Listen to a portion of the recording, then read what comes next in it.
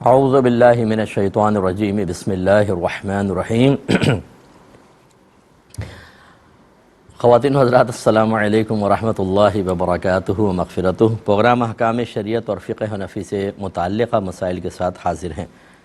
پچھلے پروگرام میں آخر میں تھوڑا سا میں اس میں اور مزید بیان کرنا چاہ رہا تھا۔ دو نمازوں کو جمع کرنے کے بارے میں کویسچن ہوا تھا، تو میں نے آپ کو بتایا کہ فقہ حنفی میں دو نمازوں کو حقیقتاً جمع کرنا منع ہے۔ حقیقتاً جمع کرنے کا مطلب ایسا کہ ایک نماز کو قضا کریں اور اگلی نماز کے ساتھ اس کو پڑھیں، یا اگلی والی نماز کو وقت سے پہلے ادا کیا جائے۔ فقہ حنفی میں دونوں چیزیں صحیح نہیں ہیں۔ اگر کہیں حدیث کے اندر ایسا آیا کہ کسی نے دو نمازیں جمع کی تو ہم اسے جمع سوری پر محمول کرتے ہیں، یعنی اس سے جمع سوری مراد لیتے ہیں۔ جمع سوری کا مطلب یہ ہے کہ دونوں نمازیں اپنے اپنے وقت میں ہوں لیکن صورتاً جمع نظر آئیں، جس کی صورت یہ ہوگی کہ پہلی نماز جو ہے مثلا ظہر بالکل آخری وقت میں پڑھیں کہ اب ٹائم بس ختم، اور اس کے بعد عصر کو اول وقت میں پڑھ لیں، تو یہ دونوں دیکھیں جمع ہوئیں لیکن اپنے اپنے وقت میں ہیں۔ ہاں، یہ جو میدان عرفات میں ظہر و عصر ملائی جاتی ہے، اس میں بھی ہمارے علماء احناف یہ کہتے ہیں کہ حاکم اسلام کی موجودگی اس میں شرط ہے، تو وہ نہیں ہوگا۔ باقی رہا جو مزدلفہ کے اندر مغرب اور عشاء ملا کے پڑھی جاتی ہے کہ مغرب کو نکال دیتے ہیں اور عشاء میں، وہ چونکہ صریح حدیث موجود ہے کہ صحابہ نے مغرب کی نماز ادا کرنا چاہیے، سرکار نے روک دیا اور سفر کرتے رہے، پھر نماز ادا کرنا چاہیے، سرکار نے روک دی اور فرمایا کہ ہم مزدلفہ میں اس کو عشاء کی نماز کے ساتھ ملا کر پڑھیں گے، تو اس کو اس پر محمول کیا جاتا ہے کہ اس وقت کوئی ایسی وحی نبی کریم صلی اللہ علیہ وسلم پر نازل ہوئی جس میں آپ کو بتایا گیا کہ یہ نماز تو آپ کو عشاء کے ساتھ ملا کر ہی پڑھنی ہے، اور اس میں قضا نہیں ہوتی۔ اسی لیے وہ جب آپ مزدلفہ پہنچ جاتے ہیں، یعنی عرفات سے مغرب کے بعد نکلے اور مزدلفہ پہنچے، پھر عشاء کے ٹائم میں دونوں نمازیں ادا کرتے ہیں، اور دونوں کو ادا کی نیت سے ادا کیا جاتا ہے، پہلے مغرب اور اس کے بعد عشاء۔ اس کے علاوہ جتنی بھی ہیں نمازیں اگر کہیں حدیث میں آیا تو اس سے مراد جمع سوری ہوگی۔ اور یہ میں آپ کو آخر میں عرض کر رہا تھا، یہ تو ایک خلاصہ ہوا، اور آخر میں عرض کر رہا تھا کہ اس سلسلے میں ہر شخص اپنے امام کی پیروی کرے، یعنی اگر شوافع پڑھتے ہیں، حنابلہ پڑھتے ہیں تو ٹھیک ہے، وہ پڑھیں، اور اگر ہمارے اور اس طرح رفع یدین کا مسئلہ بھی آپ کو بتایا تھا کہ ہر شخص جو ہے وہ اپنے امام کی پیروی کرے گا، کہ اگر امام اعظم نے ان روایات کو لیا ہے جس میں رفع یدین کا ترک ہے تو ہم امام اعظم کو فالو کریں گے، اور کوئی ان اماموں کے پیچھے چلتا ہے یا ان روایات کو جو اماموں نے لی کہ جس میں رفع یدین کا تذکرہ ہے اور اس کو منسوخ نہیں مانتے، تو وہ اس پر عمل کریں۔ اور یہ جو آخری بات تھی کہ اپنے امام کی پیروی کرنے میں کیا یہ ضروری ہے کہ تقلید شخصی واجب ہے، تو میں نے آپ کو عرض کیا کہ اب امت اس بات پر متفق ہے کہ ان چاروں اماموں میں سے کسی ایک امام کی تقلید کرنی ہوگی۔ اس کا مطلب یہ نہیں ہوتا تقلید کا کہ آپ قرآن و حدیث کو چھوڑ دیں، بلکہ ہم کسی ایک کے پیچھے اس لیے چلتے ہیں کہ ہمیں اعتماد ہوتا ہے کہ یہ صاحب علم ہے، صاحب تقوی ہے، اور اس نے قرآن و حدیث سے ہی مسئلہ نکال کر بیان کیا ہوگا۔ اور ایک شخص کی تقلید پر اس لیے متفق ہوئے کہ جو احکام شرع ہوتے ہیں ان میں اللہ تبارک و تعالی کی بہت بڑی حکمت ابتلا ہے۔ ابتلا کا مطلب آزمائش میں مبتلا کرنا، تو آزمائش میں آدمی اسی وقت مبتلا ہوتا ہے کہ جب کوئی چیز اس کے مخالف ہوتی ہے، پھر ہی امتحان ہوتا ہے، یعنی نفس راضی نہیں ہو رہا اور سستی آ رہی ہے، دیگر چیزیں، لیکن چونکہ اللہ کا حکم ہے اب تو ماننا ہے۔ کاروبار میں نقصان ہو رہا ہے اس مسئلے کی وجہ سے، لیکن یہ تو ماننا ہے، مالی نقصان، روحانی تکلیف، دیگر چیزیں، لیکن چونکہ اللہ تعالیٰ کا حکم ہے ماننا پڑے گا۔ اب اگر ایک امام کی پیروی کریں گے تو یہ چیز زندہ رہے گی، کیونکہ بعض احکام آپ کے موافق ہوں گے، بعض مخالف ہوں گے۔ لیکن اگر آپ یہ کہیں کہ چاروں اماموں میں سے سب چونکہ حق ہیں، کسی کی بھی پیروی کر لیں کسی بھی وقت میں، تو ایسا ہوگا کہ جب امام اعظم ابو حنیفہ رضی اللہ تعالی عنہ کا حکم ماننے میں مشکل محسوس ہوگی، وہ امام شافعی کی طرف چلا جائے گا، وہاں مشکل ہوئی تو امام احمد بن حنبل کی طرف چلے گئے، ورنہ امام مالک کی طرف چلے گئے۔ تو پھر بتائیں کہ شرعی احکام میں ابتلا کہاں رہا؟ اور اسی طریقے سے اگر دو افراد ہیں اور کاروباری ڈیل یا کوئی بھی جھگڑا ہوا، جس کو آسانی محسوس ہوئی امام اعظم کے مسئلے میں، اس نے کہا میں تو امام اعظم کو مانوں گا اس مسئلے میں، اور دوسرے کو امام شافعی کے مسئلہ ماننے میں آسانی، وہ کہتا نہیں میں تو اس وقت امام شافعی کا مسئلہ مانوں گا، بتائیں فیصلہ کیسے ہوگا؟ اس لیے کسی ایک امام کی پیروی کرنا یہ ضروری ہوتا ہے، اور تقلید کا مفہوم یہی ہوتا ہے کہ ہم کسی ایک امام کے قول کو قبول کرتے ہیں دلیل پر نظر رکھے بغیر، لیکن اس کا مطلب یہ نہیں ہوتا کہ دلیل کو نظر انداز کر رہے ہیں، وہی بات کہ اعتماد اتنا ہوتا ہے کہ انہوں نے قرآن و حدیث سے مسئلہ نکالا ہوگا۔ اور اگر کوئی کہتا ہے کہ نہیں تقلید نہیں کریں گے، آپ قرآن و حدیث سے ڈائریکٹ مسئلہ نکالیں، تو بھائی پھر یہ تو کوئی بڑے سے بڑا عالم بھی دعویٰ نہیں کر سکتا۔ جدید ترین مسائل ہیں اور اتنی پیچیدگیاں ہیں، آپ یہ سوالات سنتے ہیں، کتنے سارے سوالات ہیں، یہ سارے میرے سوالات ان کے سامنے پیش کر دیں اور کہیں کہ ہر ایک کا مسئلہ قرآن و حدیث سے نکال کر بتائیں۔ یقیناً جتنے بھی جدید مسائل ہیں اور بہت سارے قدیم مسائل بھی کہ ان میں نوعیتیں سوال کرنے والے کی ایسی ہو جاتی ہیں کہ براہ راست قرآن و حدیث سے مسئلہ نکالنا خود علماء کے لیے انتہائی مشکل اور تقریباً بعض صورتوں میں تو ناممکن بھی ہو جاتا ہے، چاہے جائے کہ ایک عام آدمی کو مکلف بنائیں کہ تم تقلید نہیں کرو بلکہ قرآن و حدیث سے خود تلاش کر کے نکالو۔ اور اگر کہتے ہیں کہ خود تلاش کر کے نہیں نکالو، علماء کے پاس آؤ، تو آج کے دور کے جب علماء کا قول قبول کر رہے ہیں، ہمیں نہیں پتہ کہ قرآن و حدیث میں کیا ہے نہیں کیا، ہم کہتے ہیں جی ہمارے عالم ہیں انہوں نے بتایا بس ہم مان لیں گے، تو پھر امام اعظم رضی اللہ تعالیٰ عنہ پر اعتماد کرنے میں کون سی مصیبت ہے؟ تو خلاصہ کلام یہ ہے کہ جو احناف مجھے سن رہے ہیں، حنفی حضرات ہمارے بھائی بہن، وہ بالکل مطمئن ہو کر جو علماء احناف نے لکھا اس کو قبول کریں۔ کسی نے کہا کہ یہ غیر مسلم لوگوں کے آستانوں کے باہر بعض اوقات سٹال لگے ہوتے ہیں پانی وغیرہ کے، تو کیا وہاں سے ہم پانی پی سکتے ہیں یا نہیں؟ یہ پڑوسی ملک کا کویسچن ہے۔ دیکھیں وہاں پانی پینے میں تو کوئی حرج نہیں، جبکہ ظاہری طور پر کوئی اس میں خدا نخواستہ ناپاکی یا گندگی آپ کو نظر نہ آئے، جیسے گزرتے ہوئے بازار میں یا دیگر چیزوں میں کہیں پہ پانی کی کوئی سبیل وغیرہ ہے تو پانی پینا شرعاً کوئی گناہ نہیں ہوتا، آپ پانی پی سکتے ہیں۔ ایک بھائی نے پوچھا تھا کہ حج یا عمرے کے دوران چونکہ پیدل چلنے میں بعض اوقات تکلیف ہوتی ہے، تو کیا ہم جوتیاں یا ایسے جوتے پہن سکتے ہیں جو اوپر سے تھوڑا سا پنجے کو کور کر لیں؟ دیکھیں اس میں تو اتفاق ہے کہ یہ جو ٹخنے ہیں ان کو کھلا رکھنا لازم ہے، لیکن اس میں اختلاف ہے کہ جو پاؤں کی پشت کی ہڈی ہے کہ یہ بھی کھلی رکھی جائے گی یا نہیں۔ بعض نے کہا کہ نہیں یہ چاہے آپ ڈھک لیں، بعض نے کہا نہیں کھلی رکھنی ضروری ہے۔ تو جنہوں نے یہ کہا کہ کھلی رکھنا ضروری ہے تو وہ یہی کہتے ہیں کہ ٹخنے بھی کھلے ہوں اور یہ بھی کھلی ہو، اور جو اس کے قائل نہیں وہ کہتے ہیں بس ٹخنے کھول لیں یہ چاہے ڈھکی ہو۔ تو جب علماء کا اختلاف ہوتا ہے تو جانب احتیاط کو اختیار کرنا بیسٹ ہوتا ہے، لہٰذا آپ ایسی جوتی پہن سکتے ہیں کہ جس سے پنجے بالکل ڈھک جائیں چاہے، لیکن یہ پاؤں کی پشت کھلی رہے اور ٹخنے نہ ڈھکے، اور پھر آپ اس جوتے کو پہن کر بالکل حالت احرام میں بھی سفر کر سکتے ہیں، چل پھر سکتے ہیں۔ بلکہ بعض لوگ ایسے ہوتے ہیں، مجھ سے پوچھا گیا کہ ہم سے طواف نہیں ہو پاتا کیونکہ برہنہ پانی چل پاتے ہیں، ٹھنڈک کی وجہ سے فرش باختر ٹھنڈا ہوتا ہے، یا ویسے ہمیں بڑی تکلیف ہوتی ہے، درد ہے، تو کیا ہم جوتی وغیرہ جو غیر مستعمل جوتی ہے استعمال کر سکتے ہیں؟ تو پھر دوران طواف حالت احرام میں اس قسم کی جوتیاں بھی یوز کر سکتے ہیں، صاف ستھری قسم کی ہوں تو آپ کر سکتے ہیں، لیکن یہ خیال رکھیں کہ ایسی سخت نہ ہوں کہ آپ کی جوتیوں کی ٹھوکروں سے لوگوں کو تکلیف ہو، کسی کی ایڑی میں ماریں، کسی کے پاؤں پہ چڑھ جائیں، ایسا ہرگز نہیں۔ بڑی نرم کوئی ربڑ کسی لے لیں تاکہ آپ کی مشکل بھی حل ہو جائے اور مخلوق خدا کو بھی اذیت نہ ہو۔ یہ کہتے ہیں کہ ہماری مسجد میں امام صاحب جو ہیں وہ نماز کے بعد بہت بلند آواز سے دعا کراتے ہیں، تو بعض نمازی ایسے ہیں کہ جو نماز پڑھتے ہوئے ڈسٹرب ہوتے ہیں، کیا حکم شرع ہوگا؟ دیکھیں جن مساجد میں فرض نمازوں کے بعد دعا رائج ہوتی ہے تو وہاں پر عمومی طور پر لوگ اس کے عادی ہو چکے ہوتے ہیں اور ان کی نمازوں میں اتنی ڈسٹربنس نہیں ہوتی ہے، لیکن بہرحال بعض اوقات اجنبی بھی آ جاتا ہے تو امام صاحب کو بہت ہی بلند آواز سے نہیں کرانی چاہیے، تھوڑی سی پست آواز کر لیں اور دعا کروائیں، کیونکہ مسئلے دونوں طرح کے ہوتے ہیں۔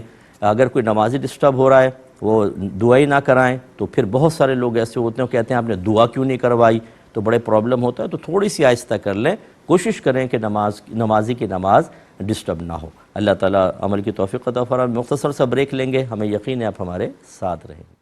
بسم اللہ الرحمن الرحیم۔ یہ کسی نے پوچھا تھا کہ کوئی ماں باپ ہیں وہ اپنے بیٹے اور بہو سے شدید ناراض ہیں، اور وہ بیٹا اور بیوی جو ہے وہ ان ماں باپ سے، یعنی بہو تو ساس سسر سے اور بیٹا اپنے ماں باپ سے شدید ناراض ہیں، اور دونوں ہی ایک دوسرے کے حقوق میں شدید کوتاہی کے مرتکب ہیں۔ اور عبادت بھی کرتے ہیں، روزے بھی رکھ رہے ہیں، سب کچھ ہے، اور یہ ماں باپ کی ساری توجہ اور محبت بیٹی کی طرف ہے، تو کیا حکم شرع ہوگا؟ دیکھیں یہ تو مطلب کوئی فیصلہ نہیں کیا جا سکتا کہ غلطی پر کون ہے جب تک کہ سائلین سے نہ سن لیا جائے، ان سے باتیں سنی جائیں تو پھر پتہ چلے گا کہ کیا بیٹے کا قصور ہے یا کسی مقام پر ماں باپ جان بوجھ کر یا خدا نخواستہ نادانستہ طور پر کسی غلطی کا ارتکاب کر رہے ہیں۔ تو بہرحال ہمارا مشورہ تو یہ ہوتا ہے ایسی تمام صورتحال میں کہ اس طرح قسم کا کوئی جھگڑا ہو جائے تو آپس میں اپنے عقلی دلائل سے اور اپنے خاندانی رسوم و رواج اور اصولوں کو بنیاد بنا کر حل کرنے کے بجائے کسی اچھے مستند مفتی صاحب سے رابطہ کیا جائے اور کہا جائے کہ جی ہمیں بتائیں کہ غلطی پر کون ہے، ہم ہیں یا یہ۔ جو غلطی پر ثابت ہو جائے اسے چاہیے کہ وہ دوسرے فریق کو راضی کرے۔ تو بیٹا بہو سے ہے تو ان کو معافی مانگنی ہوگی، اور ماں باپ اگر غلطی کے مرتکب ہیں تو میں یہ نہیں کہوں گا کہ بہو یا بیٹا یہ مطالبہ کریں کہ آپ ہم سے معافی مانگیں، بس ان کا غلطی کا اعتراف کر لینا کہ ہاں ہم سے غلطی ہو گئی یہی کافی ہے۔ اور ادب کا تقاضا یہ ہے کہ بیٹا کہے کہ آپ کو معافی کی حاجت نہیں، میں آپ سے دل سے راضی ہوں، اللہ تعالیٰ آپ کو جزا عطا فرمائے۔ ماں باپ کا ادب و احترام رکھنا ہوگا۔ تو یہ بہرحال جو کر رہے ہیں ایک دوسرے کے حقوق میں کوتاہی یا ظلم کے مرتکب ہو رہے ہیں، یہ میدان محشر میں جواب دہ ہیں۔ دوسری بات یہ ہے کہ ماں باپ بعض اوقات ایسا ہوتا ہے کسی ایک بچے کی فیور میں دوسرے کے ساتھ ناانصافی کر رہے ہوتے ہیں، یہ بھی بالکل غلط ہے۔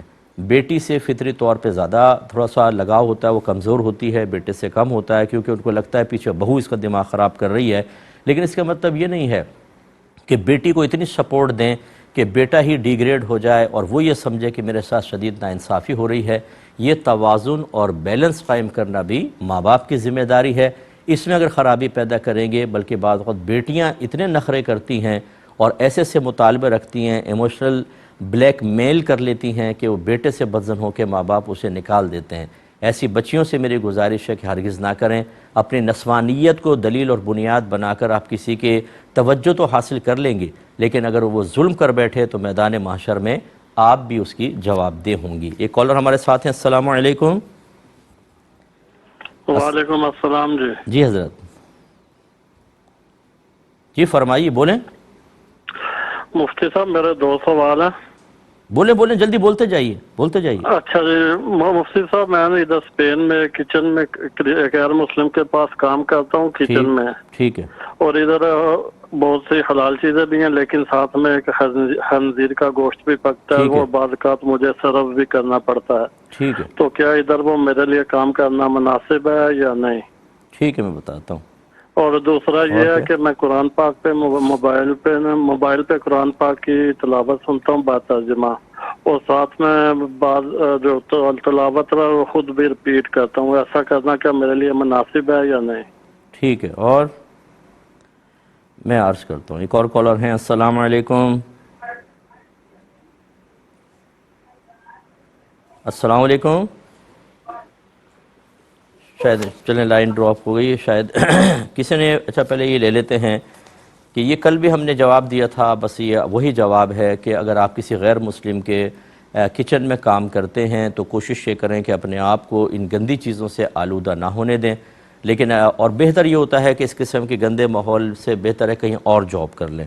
لیکن جیسے کہ آج کل بہت ہی فقدان ہے جاب وغیرہ کا، اور ہر چیز اس میں کوئی غلط بھی نہیں ہوتی ہے، ایک اگر سور ناپاک ہے تو پاک چیزیں بھی ہوتی ہیں، تو آپ وہاں پر جاب کر سکتے ہیں۔ فی نفسی ہی آپ کی جاب کوئی حرام یا ناجائز نہیں کہلائے گی، بس اپنے آپ کو گندگی آلودگی سے بچائیں، کوئی ایپرن پہن کے رہیں اور کوئی گلفس وغیرہ پہن لیں، تاکہ اگر وہ سور وغیرہ پکانا پڑے خدا نخواستہ یا اس کو سرو کرنا پڑے تو پھر آپ اس میں آلودہ نہ ہوں، اور ہو جائیں تو پھر فوراً اپنے آپ کو پاک کریں، کیونکہ سور کا ہر جز ناپاک اور حرام ہوتا ہے۔ دوسرا آپ نے فرمایا کہ موبائل پہ آپ قرآن بھی سنتے ہیں اور پھر ترجمہ اس کا آ رہا ہوتا ہے اور آپ ساتھ ساتھ دہرانے کی کوشش کرتے ہیں، تو ایسا نہ کریں، کیونکہ قرآن کا واضح فیصلہ ہے کہ جب قرآن پڑھا جائے، اور حدیث میں بھی ہے، تو اس کو غور سے سننا چاہیے۔ اس وقت آپ اگر پڑھیں گے تو یہ غلط ہوتا ہے، بلکہ اس کو گناہ سے تعبیر کیا گیا ہے، کیونکہ یہ حکم قرآنی کے خلاف ہوگا، اس وقت آپ اس کو نہ کریں۔ ہاں ترجمہ اگر دہرانا چاہیں تو کوئی مسئلہ نہیں ہے، لیکن جب قاری صاحب قرات کر رہے ہوں تو اس کو اس وقت نہ دہرائیں، بالکل خاموشی سے سننا واجب ہوگا۔ ایک اور کالر ہیں، السلام علیکم. بھائی دیکھیں ٹی وی کی آواز، یہ 22واں سال ہے آپ ٹی وی کی آواز بند نہیں کرتے ہیں، اس سے ہم ہوتے ہیں ڈسٹرب، ٹائم بھی ضائع ہوتا ہے اور آپ کی کال بھی ڈراپ ہوتی ہے، پھر کیا کریں ابھی. ایک اور کالر ہیں، السلام علیکم. السلام علیکم. وعلیکم السلام مفتی صاحب. جی حضرت. میرا سر سوال یہ ہے کہ غیر مسلم جو ہے اگر پیار محبت سے دعوت دے حلال چیز کی تو کیا کھانی چاہیے کہ نہیں؟ اور کوئی کوشچن؟ جی بہن دوبارہ بولیں ذرا بلند آواز سے، دوبارہ کہیے. دماغ میں آئی سوال کیا آ گیا؟ سامان رکھے گی ننتا ہیں ہے نا؟ بہن بولیں، دوبارہ بولیں سوال. اچھا کسی اور سے. یہ دیکھیں اگر کوئی غیر مسلم پیار و محبت میں آپ کی دعوت کرتا ہے حلال چیز کی، تو اصل میں اس کے پیچھے ایک مقصد دیکھا جائے گا کہ مقصد آخر کیا ہے. ایک صورت تو یہ ہے کہ اگر فرض کر لیں آپ دعوت قبول نہیں کرتے تو اس کی شدید ترین ناراضگی اور پھر اس کے بعد شدید نقصان کا اندیشہ ہے. ایسے بعض علاقے ہوتے ہیں کہ اگر آپ دعوت قبول نہ کریں تو بعد میں پھر وہ دل میں کینہ بٹھا لے گا اور آپ کو نقصان پہنچائے گا. ایسی صورت میں تو بامر مجبوری پیار میں محبت میں کیا گن پوائنٹ پہ بھی دعوت کھلائے تو آپ کھا سکتے ہیں. دوسری صورت یہ ہوتی ہے کہ اگر آپ یہ سمجھتے ہیں کہ میں تھوڑا سا ساتھ نرم رویہ رکھوں گا تو اسلام کی محبت اس کے دل میں پیدا ہوگی تو ہو سکتا ہے مائل ہو جائے، مسلمانوں کی محبت پیدا ہوگی ہو سکتا ہے کہ مسلمانی کی طرف آئے، یا کم از کم اسلام یا مسلمان کے خلاف یہ کبھی بھی کسی کی مدد نہیں کرے گا، نہ ایسی تھاٹس اس کے اندر پیدا ہوں گی.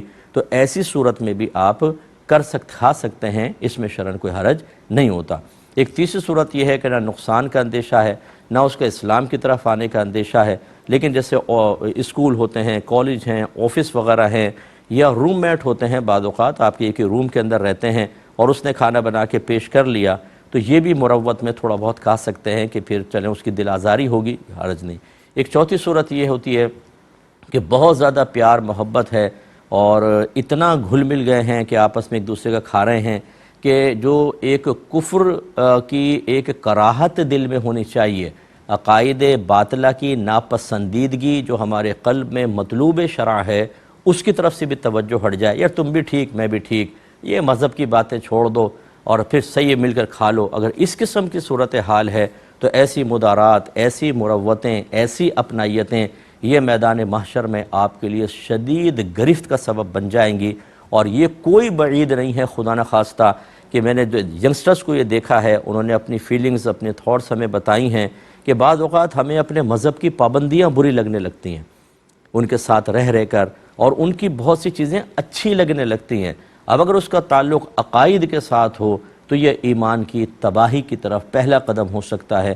اس لیے ان تمام صورتوں کو ذہن میں رکھ کر پھر اگر آپ سمجھتے ہیں تو آپ دعوت کر کھا لیں، اور اگر آپ سمجھتے ہیں کہ خطرات ہیں تو تھوڑا سا احتیاط کیجئے.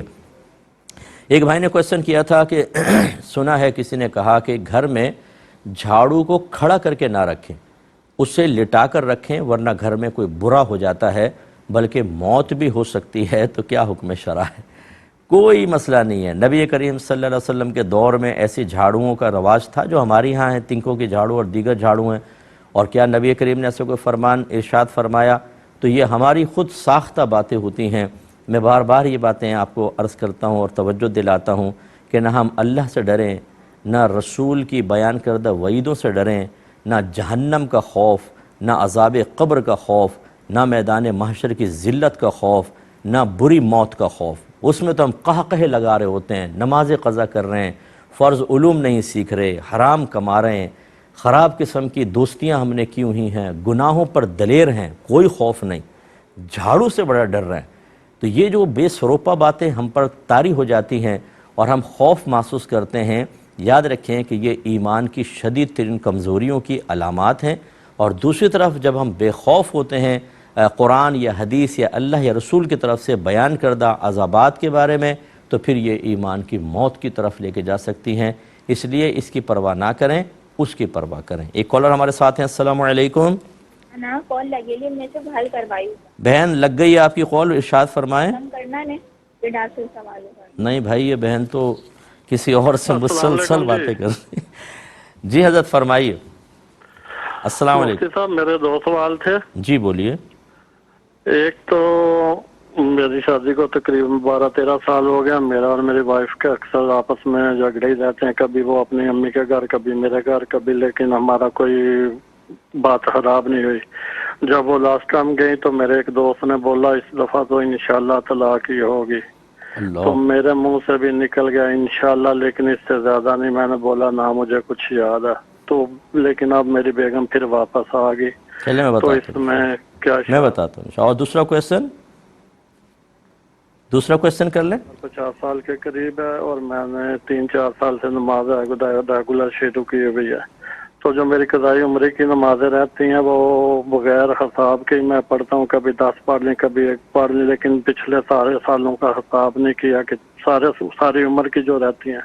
جی تو پھر اس طرح میری نمازیں پڑھنا جائز ہے یا حساب لگا کے پڑھنی چاہیے؟ ٹھیک ہے, میں بتاتا ہوں انشاءاللہ.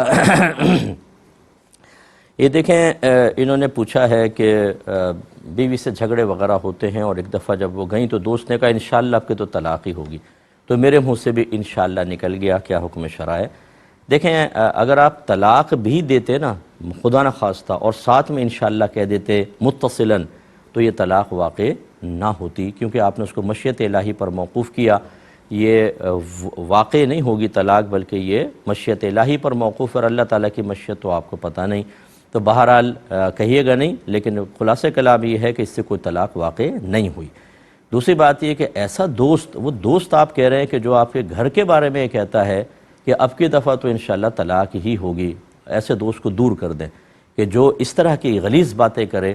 میرے آقا صلی اللہ علیہ وسلم نے طلاق کو انتہائی ناپسند فرمایا ہے, اور فرمایا کہ ہر عصر کے ٹائم میں شیطان سمندر پہ اپنا تخت بچھاتا ہے. کیسے بچھاتا ہے یہ اللہ ہی بہتر جانتا ہے. حدیث کے الفاظ یہ ہیں, اور جو اس کے چیلے ہوتے ہیں سارے دن کی رپورٹ پیش کرتے ہیں. کوئی کہتا ہے میں نے زنا کروایا, کوئی کہتا ہے چوری کروائی, وہ ہر ایک کہتا ہے اچھا کیا, لیکن ایک آگے آ کر کہتا ہے کہ میں نے میاں بیوی میں جدائی کروا دی. تو شیطان اچھل کے کھڑا ہوتا ہے اور سینے سے لگا لیتا ہے اور کہتا ہے تو نے کام کیا. اس قسم کے رشتہ دار اور دوست احباب جو آپ کے جھگڑوں کے جواب میں چاہیں کہ میاں بیوی علیحدہ ہو جائیں, بلکہ آپ کو غصہ دلائیں, بلکہ حوصلہ افزائی کرائیں, یہ اسی معاذ اللہ نادانستہ طور پر اس شیطان کے چیلے کا سا کردار ادا کر رہے ہیں. ایسے لوگوں کو دور کریں, بالکل دور کر دیں. اور دوسری بات یہ ہے کہ خدا را جھگڑے وگڑے نہ کریں, پیار محبت سے رہیں. ہو سکتا ہے کہ آپ کے بچے بھی ہوں, جب وہ آپ جھگڑتے ہیں تو کیا اپنے بچیوں کو کیا تربیت دے رہے ہیں آپ اپنے بچوں کو کیا تربیت دے رہے ہیں؟ کیا ان کی ازدواجی زندگی اچھی رہے گی؟ مجھے ایک کپل نے مجھے بتایا کہ ہم شروع سے لڑتے جھگڑتے رہے ہیں, اور اب ہماری بچی کی عمر 30 سال ہو گئی ہے, وہ شادی کرنے کے لیے تیار نہیں. وہ کہتی ہے کہ اگر شادی کے بعد ایسے جھگڑے ہونے ہیں تو میں بغیر شادی کے ہی ٹھیک ہوں. اور آپ یقین کریں, وہ اگر سن بھی رہے ہوں تو شاید مسکرائیں گے, میں نشاندہی نہیں کروں گا کہ کہاں کے تھے, کہ جب وہ میرے سامنے بیٹھے وہاں بھی لڑنے لگے آپس میں. یعنی ساری زندگی, اور پھر خود اپنے آپ کو کنٹرول نہیں کرنا, خود نہ بیوی شوہر کے حقوق سمجھ رہی ہے, نہ شوہر اپنے ظلم کی داستانوں پر غور کر رہا ہے, حرکتوں پہ غور کر رہا ہے. پھر ایک نتیجہ نکالتے ہیں کسی نے ہم پہ تعویذ کروائے ہوئے, اصل میں جادو کروائیں, اس لیے ہم لوگوں کے آپس میں نہیں. ارے بھائی, ہر چیز کے اندر جادو ٹونا ہو گیا. آپ لوگ اپنے آپ کو سیلف کنٹرول نہیں کرتے. دونوں بڑے باپ کے ہیں, دونوں ذہین و فطین, اور سامنے والا بالکل بے وقوف اور بدھو. غلطی ساری اس کی ہے, میری نہیں. جب اس قسم کی باتیں ہوں گی تو جھگڑے کیسے ختم ہوں گے؟ خدا را ایسا نہ کریں. جھگڑوں کے اندر کبھی بیوی بے ادبی کی مرتکبہ ہوتی ہے, کبھی شوہر ظلم کرتا ہے. یہاں تو آپ دلیری کے ساتھ کر رہے ہیں, اور آپ کہہ رہے ہیں ابھی بات خراب نہیں ہوئی, یعنی آپ طلاق کی طرف اشارہ ہے, لیکن اتنی تو آپ نے خراب کر لی. میدان محشر میں آپ دونوں کو کھڑا کیا جائے گا, اور زندگی بھر کے تمام جو معاملات تھے ان میں فیصلہ کروایا جائے گا. اگر شوہر کی طرف سے ظلم ثابت ہوا, بیوی کی نیکیاں نکال کر شوہر کے نام اعمال میں ڈالی جائیں گی, اور اگر بیوی نے شوہر کے حق میں کوتاہی کی, بدتمیزی کی, بے ادبی کی, تو اس کی نیکیاں نکال کر شوہر کے نام اعمال میں ڈالی جائیں گی. خدا را ایسا نہ کریں, ابھی پیار محبت سے رہ لیں. چند دن کی زندگی ہے, جتنے جھگڑے ہو گئے دونوں ذرا سوچیں, اور پھر کہیں ڈیٹ پہ چلے جائیں, کھانا کھانے آؤٹنگ پہ جائیں بچوں کو چھوڑ کر, اور وہاں کھانا کھا کے دونوں فیصلہ کریں کہ اب ہم اپنی لائف کو چینج کریں گے, اور اپنے بچوں کے لیے ایک اچھی مثال بنیں گے. لوگ حیران ہوں گے, رشتہ دار حیران ہوں گے, بچے حیران ہو جائیں گے. مت گھبرائیں, پورے کنٹرول کے ساتھ اب اپنے گھر کے ماحول کو آپ اچھا کیجئے. ایک مختصر بریک پہ جائیں گے، ہمیں یقین ہے آپ ہمارے ساتھ رہیں گے۔ بسم اللہ الرحمن الرحیم۔ بھائی نے اگلا کویسچن کیا کہ ان کی 50 ایئرز کی عمر ہے اور ابھی پچھلے 2-3 سال سے نمازیں سٹارٹ کی ہیں، سابقہ زندگی کی قضا ادا کر رہے ہیں لیکن بغیر حساب و کتاب کے، ٹھیک ہے یا نہیں؟ دیکھیں آپ بالکل ٹھیک نہیں کر رہے، کوشش کریں آپ اپنی زندگی کے ابتدائی 15 سال مائنس کر دیں، اس کے بعد جیسے آپ کہہ رہے ہیں کہ 2-3 سال سے آپ نے سٹارٹ رکھی ہیں تو 15 میں 3 18، 50 میں سے 18 مائنس کر دیں، ٹھیک ہے؟ اب جتنے سال آپ کے بچتے ہیں ان سالوں میں سے پہلا سال لے لیں، اور ہر دن کی 6 نمازیں ہوتی ہیں، فجر، ظہر، عصر، مغرب، عشاء اور وتر، ٹھیک ہے؟ تو آپ ایک جیسے اب جنوری لے لیں، اس کے اندر 30 یا 31 کا مہینہ تھا تو 31 انڈے بنا لیں، پہلے آپ نے جیسے 6 نمازیں ادا کر لیں، 1 انڈا کاٹ دیں، یعنی 1 دن کی ہو گئیں، اس طریقے سے حساب کر کے چلیں تاکہ آپ کو پتہ چلے کہ کتنی نمازیں آپ نے ادا کر لی ہیں، کتنی نہیں۔ ایسے آپ پڑھتے رہیں گے تو آپ کو یاد بھی نہیں رہے گا کچھ عرصے بعد کہ کتنی ہوئی ہیں اور کب سے میں نے سٹارٹ کی ہیں، تو پھر آخر میں کچھ نہ کچھ وبال آپ کے سر پہ رہے گا۔ اور ٹینشن نہ لیں، بہت زیادہ تیزی کے ساتھ ادا کرنے کی حاجت نہیں ہے، آپ کا کام تھا اللہ تبارک و تعالیٰ کے خوف اور سابقہ کوتاہیوں پر ندامت کے ساتھ ایک اچھے عمل کو شروع کرنا۔ وہ تکمیل تک پہنچتا ہے نہیں پہنچتا یہ اللہ تعالیٰ بہتر جانتا ہے۔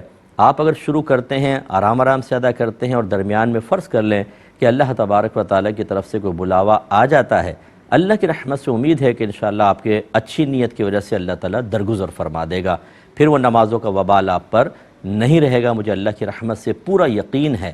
تو اس لیے یہ بھی نہیں کہ آپ ذہنی دباؤ محسوس کریں، جیسے ہمارے بعض بھائی بہن تیزی سے ادا کرتے ہیں، اتنی نمازیں 1 دن کی، 2 دن کی، 3 دن کی پڑھتے ہیں کہ وہ نارمل زندگی گزار نہیں پاتے، اور پھر وہ بہت ہی ٹف لائف، وہ یقینی سی بات ہے کہ مستقل بنیادوں پر پابندی نہیں ہو پاتی، کچھ عرصے بعد پھر وہ نمازیں چھوٹی جاتی ہیں بالکل، وہ قضا ہو، پھر کئی دن، کئی مہینے تک اس طرح نہ کریں، بالکل آرام سے ادا کریں، 1 دن میں 1 کی کر لیں، 1 دن کی 2 دن میں کر لیں، بس آرام سے کریں، انشاءاللہ اللہ تعالیٰ کرم فرمائے گا۔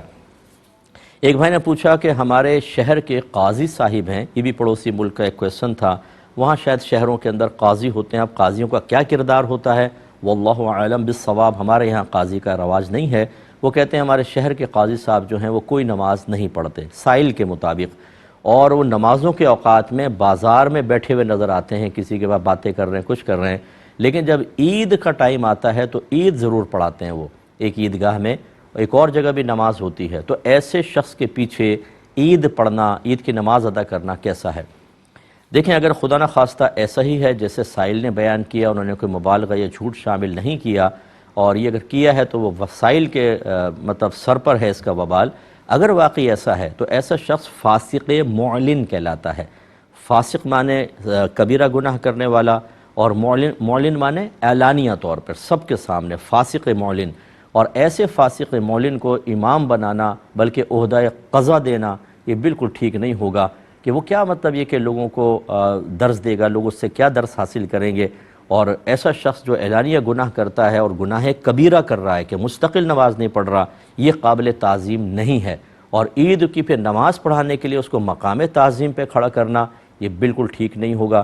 لہٰذا آپس میں لڑائی جھگڑا بھی نہ کریں، پیار محبت سے ان کو کوئی سمجھائے کہ بھئی آپ کو اللہ نے ایک اچھا منصب دیا ہے، آپ تو نماز پڑھیں، بچوں کو، ینگسٹرز کو لے کر آئیں نماز کی طرف، ان کو تلقین کریں، درس کریں، بیان کریں، تو اس طرح پیار محبت سے سمجھائیں، لیکن بہرحال نہ مانیں تو پھر جو سنجیدہ مزاج لوگ ہیں، سمجھدار لوگ ہیں، صاحب علم لوگ ہیں، وہ اتفاق کر کے اگر کوئی معزولی کی صورت بن سکتی ہے تو ان کو اس عہدے سے ہٹایا جائے۔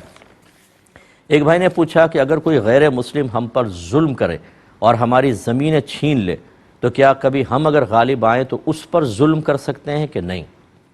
تو دیکھیں ظلم تو بالکل نہیں کر سکتے، نہ کسی کافر پہ کر سکتے ہیں، نہ کسی جانور پہ کر سکتے ہیں، اگرچہ اس کافر نے آپ پر ظلم کیا ہو۔ یہی میرے آقا صلی اللہ علیہ وسلم کا طریقہ کار ہے۔ جب میرے آقا نے اعلان نبوت فرمایا، خود ارشاد فرماتے ہیں اس 13 سالہ مکی زندگی کے بارے میں خاص طور پر کہ میں جب بھی تمہیں دین کے معاملے میں کوئی پریشانی آئے تو تم میری تکلیفوں کو یاد کر لیا کرو، اس لیے کہ میں دین کے معاملے میں سب سے زیادہ ستایا گیا ہوں۔ یہ خود میرے آقا نے ارشاد فرمایا۔ لیکن جب فتح مکہ ہوا، آپ فاتح کی حیثیت سے داخل ہوئے اور کفار کو کانپتے اور لرزتے ہوئے دیکھا تو پوچھا کہ آج تم مجھ سے کس سلوک کی توقع اور تمنا رکھتے ہو؟ انہوں نے کہا آپ کریم ہیں، کریم باپ کے بیٹے ہیں، یعنی کریم جب غالب آتا ہے تو اظہار کرم کرتا ہے۔ سرکار نے فرمایا لا تثریب علیکم اليوم، آج تم میں سے کسی پر کوئی گرفت نہیں، جاؤ میں نے تم سب کو آزاد کیا، چھوڑ دیا۔ حالانکہ سرکار چاہتے تو ان سب کو مقید کر لیتے اور چن چن کر ان سے بدلے لیتے، لیکن سرکار نے قیامت تک کے لیے بہترین مثال قائم کی، اور اس کے بعد ہزاروں لوگ اسلام میں داخل ہوئے آپ کے اس طرز عمل کو دیکھ کر۔ تو لہٰذا یہ ظلم کا تو ذہن میں نہ رکھیں، ہاں اپنا حق واپس لینا یہ ظلم نہیں ہوتا۔ تو کسی نے اگر آپ کی زمین چھینی ہے، فرض کر لیں، جب آپ غالب آتے ہیں تو اپنا حق واپس لے سکتے ہیں، اس کو کوئی ظلم نہیں کہے گا، لیکن یہ کرنا کہ اپنی زمین کے ساتھ ساتھ آپ کہیں گے ہم تیری زمین لیتے ہیں تاکہ تجھے ایسی اذیت ہو، ایسا ہرگز نہ کریں، اسلام اس کی اجازت نہیں دیتا ہے۔ ایک بھائی نے فرمایا کہ میں نے غسل کر لیا، ابھی کپڑے وغیرہ نہیں پہنے تھے تو یاد آیا کہ میں نے وضو تو کیا ہی نہیں، پھر میں نے سوچا چلو وضو کر لیتا ہوں، لیکن پھر مجھے یہ بھی یاد آیا کسی نے کہا تھا کہ ایسے گیلے بدن کے ساتھ وضو نہیں ہوتا، پہلے پورے بدن کو خشک کرو اس کے بعد وضو کرو، کیا حکم شرع ہے؟ تو دیکھیں جس نے یہ کہا یا آپ کے ذہن میں آیا کہ شاید میں نے وضو نہیں کیا، یہ غلط ہے۔ مسئلہ یہ ہے کہ وضو میں نیت صرف ثواب کے لیے ضروری ہے، وضو کے لیے ضروری نہیں ہے۔ یعنی کہنے کا مطلب یہ ہے کہ آپ نے اگر بلا نیت بھی پانی آزے وضو پر بہا لیا تو نیت نہیں تھی لیکن وضو ہو گیا، کیونکہ اللہ تعالیٰ نے ارشاد فرمایا وَأَنزَلْنَا مِنَ السَّمَاءِ مَاءً طَهُورًا، ہم نے آسمان سے پاک کرنے والا پانی نازل فرمایا، لہٰذا کوئی نیت کرے نہ کرے وہ پاک کرے گا۔ جیسے میں اکثر مثال دیتا ہوں کہ آگ کو اللہ نے جلانے کے لیے پیدا کیا، اب آپ یہ نیت کریں کہ میں جلوں نہیں اور ہاتھ ڈال دیں تو کیا آگ نہیں جلائے گی؟ جلائے گی، وہ اپنا کام کرے گی۔ آگ میں جلانے کا وصف ہے، پانی میں پاک کرنے کا وصف ہے، آپ نیت کریں نہ کریں وضو ہو جائے گا لیکن ثواب نہیں ملے گا۔ لہٰذا بہتر ہے کہ پھر آپ کپڑے وغیرہ پہن کے ایک دفعہ اور وضو کر لیں ثواب کی نیت سے، تو انشاءاللہ ثواب بھی حاصل ہو جائے گا۔ اور جب وہ وضو کریں تو کپڑے پہننا کوئی ضروری نہیں ہے، بدن خشک کرنا بھی ضروری نہیں ہے، ایسے بھی آپ وضو کر سکتے تھے، لیکن منہ سے پڑھیں گے کچھ بھی نہیں، دعا وغیرہ کچھ بھی نہیں پڑھیں گے، آپ وضو کر سکتے تھے، اور بہتر ہے کہ بدن خشک کریں، کپڑے پہنیں اور پھر وضو کر لیں، وہ بھی جائز ہے، یہ زیادہ بہتر صورتحال ہے۔ ایک بھائی نے کہا کہ یہ بعض اوقات ہم پھل وغیرہ لینے جاتے ہیں تو ریڑھی والے سے پوچھے بغیر دو چار چکھنے کے لیے دو چار انگور اٹھا کے منہ میں ڈال لیتے ہیں، تو اس کا کیا حکم شرع ہوگا؟ دیکھیں اگر تو آپ کو کامل یقین ہے کہ یہ ناراض نہیں ہوگا، جیسے کہ بعض اوقات ایسا ہوتا ہے کہ آپ ایک دو انگور کھا لیتے ہیں یا مونگ پھلی اٹھا کے کھا لیتے ہیں، لیکن خریدنے کا ارادہ ہو، یہ نہیں کہ جا کے بھئی یہ کتنے کا ہے ذرا چکھ لوں، دو چکھے نہیں، یہ سمجھ میں نہیں آیا نکل گئے، اور ارادہ یہ ہے کہ کھاؤں گا صرف، خریدوں گا نہیں، یہ بالکل غلط ہے۔ خریدنے کا ارادہ ہے اور آپ نے چکھ لیا، اس سے اجازت لے لیں، سب سے بیسٹ ہے، ورنہ گمان کر لیں کہ یہ ناراض ہوگا کہ نہیں۔ اگر وہ ناراض نہیں ہوتا تو دو چار چیزیں اس طرح چکھنا ہمارے عرف میں داخل ہیں، اس میں کوئی مسئلہ نہیں ہوگا۔ لیکن اگر آپ کو یقین ہے کہ یہ ناراض ہوگا یا اس نے صاف منع ہی کر دیا کہ بھئی آپ چکھیں نہیں، آپ بس ایسے ہی لیں، تو پھر آپ چاہے لیں یا نہ لیں، لیکن آپ جھگڑ نہیں سکتے، زبردستی اٹھا کر کھا نہیں سکتے، اس کا تھوڑا سا خیال رکھیے گا۔ یہ کہتے ہیں کہ اگر کوئی ناجائز اور حرام کام کرتا ہو یا کسی بھی غیر شرعی کام میں مصروف ہو، ایسے شخص کو زکوٰۃ دینا کیسا ہے؟ اور ایسے یہ کویسچن کیا تھا کہ ہمارے محلے میں ایک غریب آدمی ہے، نہ نماز پڑھتا ہے، نہ روزہ رکھتا ہے، سٹا کھیلتا ہے، جوا کھیلتا ہے، اس کی بیوی جو ہے تعویذ گنڈوں میں معروف ہے، اور بلکہ اگر کوئی کافر کے بارے میں سنتی ہے کہ وہ کچھ چیز دے رہا ہے تو ادھر بھی چلی جاتی ہے، ایسے شخص کو زکوٰۃ دینا کیسا ہے؟ دیکھیں جبکہ بے عمل ہے، غیر شرعی اعمال کے اندر ہے، تو اس کو بہتر ہے کہ زکوٰۃ نہ دیں، بلکہ ان کو زکوٰۃ دیں جو غریب ہیں، سفید پوش ہیں اور نماز پڑھتے ہیں، نیک ہیں، متقی ہیں، بہتر ہے کہ ان کو دیں، تاکہ جب آپ کا پیسہ ان کو ملے گا، یکسوئی حاصل ہوگی، سکون ملے گا، تو وہ سکون سے اللہ تبارک و تعالیٰ کی عبادات ادا کر سکیں گے۔ جبکہ اس طرف اگر آپ دے بھی دیں گے، وہ جتنا کھائیں گے پیئیں گے، تمام تر توانائی کو غیر شرعی امور میں خرچ کریں گے، تو آپ کیوں دے رہے ہیں؟ اس لیے کہ آپ کے پیسے سے وہ توانائی حاصل کر کے اچھی طرح نفس و شیطان کی غلامی میں زندگی گزاریں، کیا یہ کوئی اچھی بات ہے؟ تو اس سے بہتر ہے کہ وہ تلاش کریں، اور خصوصاً جب کہ وہ سٹا کھیلتا ہے، ایسے کو تو بالکل بھی نہ دیں، ہرگز نہ دیں، کیونکہ جیسے پیسہ ہاتھ میں آئے گا وہ جب تک نہیں ہوگا تو تڑپتا رہے گا کہ کوئی چیز مل جائے، یہ تو گھر کی چیزیں بیچ دیتے ہیں، تو آپ کا زکوٰۃ کا پیسہ فوراً سٹے میں لگائے گا اور خواہ ہار کر آپ کے سارے پیسے ضائع ہوں گے، کسی غریب تک پیسہ پہنچے گا نہیں، اور یہ اپنی عادت سے مجبور ہوتے ہیں، جوئے کھیلنے والے آپ کا سارا پیسہ ضائع کریں گے۔ ہرگز ایسے شخص کو یا ایسے لوگوں کو زکوٰۃ نہ دی جائے۔ یہ کہتے ہیں کہ کیا کوئی عورت اپنے مرد محارم سے گلے مل سکتی ہے کہ نہیں، جیسے عید وغیرہ ہوتی ہے اس کے اوپر، جیسے والد صاحب ہیں، بھائی ہیں، سگے ماموں ہیں، چچا ہیں، تایا ہیں، ان سے؟ دیکھیں جب بچی بڑی ہو جاتی ہے تو خود باپ کو بھی اجازت نہیں ہوتی ہے کہ وہ جیسے مردوں کی طرح سینے سے لگاتے ہیں اس طرح بچیوں کے ساتھ گلے ملیں، بہت احتیاط کرنی چاہیے۔ ہاں ایک ہمارے ہاں رواج ہے کہ جیسے بچیاں تھوڑی قریب آئیں تو تھوڑا سا یوں ہاتھ رکھا، والد صاحب نے سر پہ ہاتھ رکھ دیا، تھوڑا سا وہ کندھا ٹچ کرتی ہیں تھوڑا سینے کے ساتھ، یہ چل جائے گا، اس میں کوئی اتنا مسئلہ نہیں ہے۔ لیکن یہ کہ ڈائریکٹ جیسے مرد گلے ملتے ہیں ایسے اپنے بھائیوں یا ماموں وغیرہ سے ملنا، یہ باعث فتنہ ہو سکتا ہے۔ کوئی کسی کی میں نیت پہ شک نہیں کر رہا ہوں، نہ بچی کو کسی کی اپنے محارم کی نیت پہ شک کرنا چاہیے، لیکن بہرحال شریعت کو یہ مطلوب نہیں ہے۔ اور اگر خدا نخواستہ کسی محرم کے بارے میں شبہ ہے کہ وہ بدنیت ہے، پھر تو فرض ہے دور رہنا، پھر تو دور سے کریں، ہاتھ تک نہ ملائیں اور قریب نہ آئیں۔ اللہ تعالیٰ سمجھ کی توفیق عطا فرمائے۔ اب انشاءاللہ وقت چونکہ پورا ہو گیا، آپ سے اجازت چاہیں گے۔ اپنے میزبان کو، کیو ٹی وی کی پوری ٹیم کو اجازت مرحمت فرمائیں۔ آپ ہمارے لیے دعا کیجئے، ہم آپ کے لیے دعا گو ہیں کہ اللہ تعالیٰ آپ کو شریعت پر مکمل عمل کرنے، علوم دینیہ سیکھنے اور اپنی آنے والی نسلوں کو دین کے اور شریعت کے راستے پہ چلانے کی توفیق عطا فرمائے، آمین۔ وآخر دعوانا ان الحمدللہ رب العالمین۔